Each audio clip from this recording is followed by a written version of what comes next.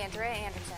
I'm Brian Allen. Tariffs are affecting many different industries, including farming. And right now, the National Farmers Union Convention is gathering down in Oklahoma.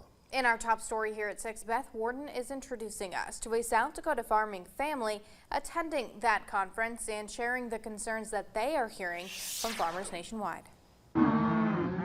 There is a sense of pride supplying food to others while continuing the Latham family legacy. Fifth generation on our family farm. Their boys in Generation 6 learn alongside mom and dad, Jason and Kaloni Latham. Eventually they can take it over one day. Far from their South Dakota ranch, they attend the National Farmers Union Convention, receiving an award for their advocacy work and uniting farmers in their local chapter. Very honored to win it. In between the accolades is an apprehension expressed among some of those attending. You can tell there's kind of that underlying concern everybody has, or a lot of uncertainty going on.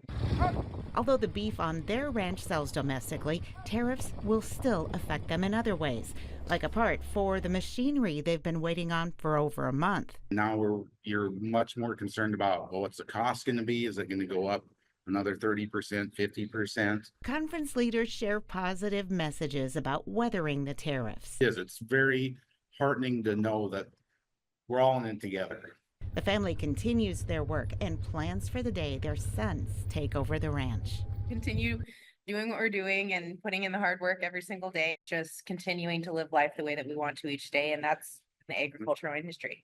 Latham says corn prices have already dropped due to the tariffs. The instability affects everyone in the agriculture industry.